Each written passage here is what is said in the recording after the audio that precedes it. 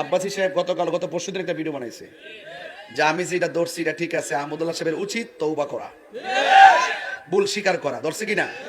কারণ আমার ধরনে কি আর আমার মধ্যে আছে নাকি আরো উপরে গেছে গা? আমি কি বুঝাইতে পারছি? তো এই জন্য আপনারা কি মনে করতেছেন? তো ওনার উচিত, উনি যত চুপ থাকবে বিভ্রান্তর সৃষ্টি হবে। কেন? ওনার পক্ষে কিছু বক্তা দালালি কুসুর করছে, এই দালালি কইরা কিন্তু মূলত ওনারই ডুবাইতেছে। কথা কোন ঠিক না বেটি? ওনার উচিত আইসা ডাইরেক্ট বলে দেওয়া, বক্তব্য দেওয়া, তো সমাধান হয়ে যায়। এখন অনেকে বলে আমি নাকি বেয়াদব, আমি আহমদুল্লাহ সাহেব এত বড় হুজুরের বল ধরি, উমা উনি মানুষ না, ওনার বলেই তো পারে না, ওনার কি তার সব সঠিক হয়ে যাবো গা? যে প্রশ্ন দিয়ে এই প্রশ্নের সব উত্তর দিতে পারে, এটার উত্তর দিতে পারে না।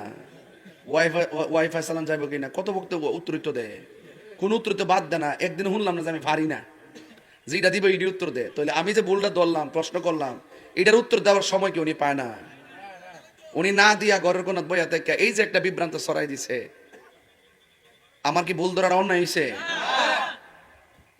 যতদিন তিনি নীরব থাকবে পরিস্থিতি তত গুলাটে হবে, ঠিক কিনা?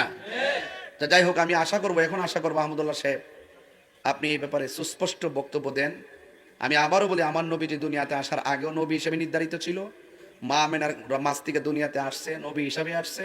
40 বছর পরে ওহী আসছে, কোরআন নাজিল হয়েছে, নবুয়ত প্রকাশ পাইছে।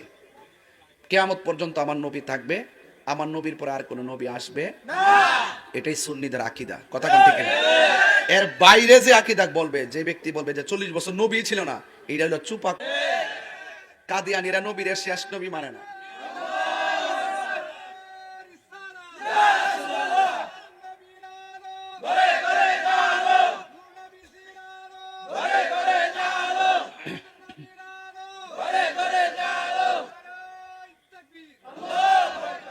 আমার বলছে একটা আকীদার কথা বলতাম, এই জন্য আমি এখানে একটু ঢুকছি আর কি। আকীদা তো ক্লিয়ার করতে হইব, কথা কোন ঠিক কিনা?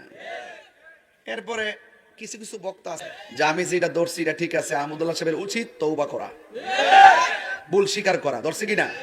কারণ আমার ধরাটা কি আর আমার মধ্যে আছে নাকি আরো উপরে গেছে গা? আমি কি বুঝাইতে পারছি?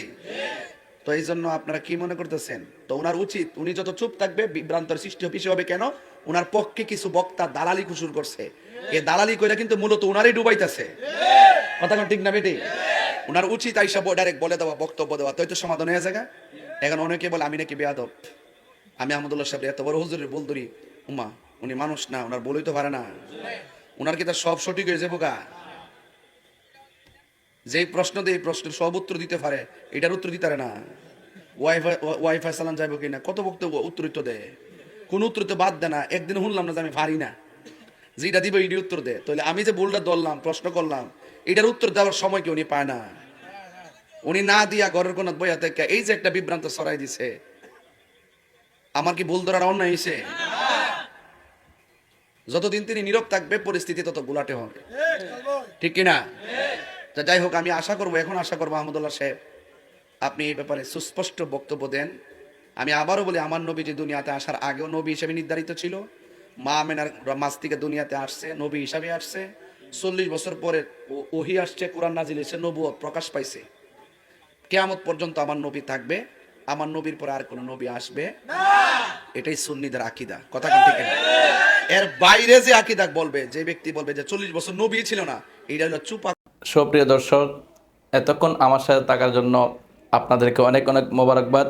যদি আমার এই ভিডিওটি ভালো লাগে থাকে তাহলে একটি ফলো করে দিবেন, লাইক কমেন্ট শেয়ার করে দিবেন, সাথে থাকবেন। আমি আপনাদের সাথে আছি। আসসালামু আলাইকুম ওয়া রাহমাতুল্লাহি ওয়া বারাকাতুহু।